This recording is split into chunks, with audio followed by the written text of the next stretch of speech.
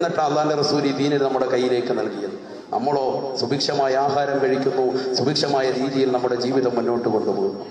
ഹബീബ് റസൂലുള്ളാഹി സ്വല്ലല്ലാഹു അലൈഹി വസല്ലമ തങ്ങളുടെ ചാരത്തേക്ക് ബഹുമാനപ്പെട്ട ഉമർ ബിൻ ഖത്താബ് റളിയല്ലാഹു അൻഹു കിസ്റയുടെയും കൈസറിന്റെയും കോട്ടകൊത്തകങ്ങളെ കിടിലവിറപ്പിച്ചിരുന്ന ഉമർ ബിൻ ഖത്താബ് റളിയല്ലാഹു തആല അൻഹു കടന്നു വരുമ്പോ ഈന്തപ്പന മടൽ വിരിച്ചുകൊണ്ട് അല്ലാഹുവിന്റെ റസൂൽ സ്വല്ലല്ലാഹു അലൈഹി വസല്ലമ തങ്ങൾ ഈന്തപ്പന ഓലയിൽ കടന്നിട്ട് പ്രവാചക പൊങ്കവൻ എണീക്കുന്ന രംഗമാ കാണുന്നത്. അല്ലാഹുവിന്റെ റസൂലിന്റെ ശരീരത്തിൽ കാണുകയാണ് ഈന്തപ്പന ഓലയുടേതായ അടയാളങ്ങൾ കാണുകയാണ്. ആയിഷ സിദ്ദീഖ നിൽപ്പുണ്ട്. ഉമർ ഇബ്നുൽ ഖത്താബ് റളിയല്ലാഹു അൻഹു പൊട്ടിത്തെറിച്ചു പോയി. ഹബീബായ റസൂലുള്ളാഹി സ്വല്ലല്ലാഹു അലൈഹി വസല്ലമ തങ്ങളോട് ബഹുമാനപ്പെട്ട റസൂലുള്ളാഹിയോട് ഉമർ ഇബ്നുൽ ഖത്താബ് ചോദിക്കുന്നു, യാ റസൂലല്ലാഹ് മാ ഹാദാ യാ ഹബീബല്ലാഹ്, അല്ലാഹുവിന്റെ റസൂലേ എന്താണ് ഈ കാണുന്നത്, എന്താണ് ഈ ദർശിക്കുന്നത്? അവിടുത്തേക്ക് എന്തെങ്കിലും ഒന്ന് ബുദ്ധിമുട്ടുണ്ടെങ്കിൽ ഞങ്ങളോടൊന്ന് ഉണർത്തിക്കൂടെയോ? എന്ത് വേണമെങ്കിലും അവിടുത്തേക്ക് കൊണ്ടുതരാം. അറബ് നാട്ടിലെ മാമലകൾ മുഴുവനും കനകക്കൊട്ടാരമായിട്ട് തിരുസവിധത്തിലേക്ക് തരട്ടെ എന്ന് ജിബ്രീൽ എന്ന മാലാഖ വന്നുകൊണ്ട് ചോദിക്കുമ്പോ വേണ്ട എന്ന് പറഞ്ഞുകൊണ്ട് പരിത്യാഗത്തിന്റെ ആത്മീയ വലയത്തിലേക്ക് ഉൾവലിഞ്ഞു നിന്നുകൊണ്ട് ലോകത്ത് വരാനിരിക്കുന്ന മാനവരാശികൾക്ക് മുഴുവനും മാർഗദർശനം കാട്ടിയ ഹബീബ് മുഹമ്മദ് റസൂലുള്ളാഹ്. ആ പ്രവാചകരാണ് പട്ടിണിക്കിടുന്നത്.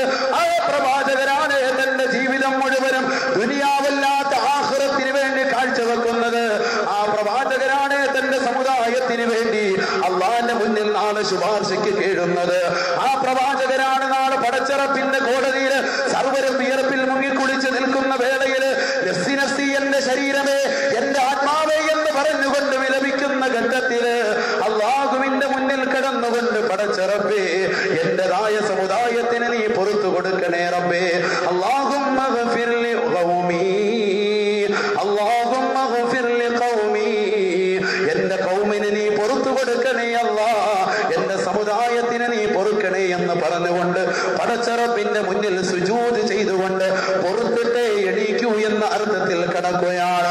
അവസാനം നിന്റെ സമുദായത്തിന് മുഴുവനും പുറത്തു കൊടുത്തിരിക്കുന്നു, അവരെ നീ ശുപാർശ ചെയ്തുകൊണ്ട് സ്വർഗത്തിലേക്ക് കൊണ്ടുപോകുക എന്ന് അള്ളാഹു തന്നെ ജഗന്നിയന്താവ് പറയുമ്പോ, ഈ ലോകത്തിന്റെ സൃഷ്ടികർത്താവ് പറയുമ്പോ, ഈ ലോകത്തിന്റെ പരിപാലകൻ പറയുമ്പോൾ മാത്രമാണ് അള്ളാഹുവിന്റെ റസൂൽ തലയെന്നുയർത്തുന്നത് അത്രേ എന്ന് ഹദീസിൽ കാണാവുന്നതാണ്.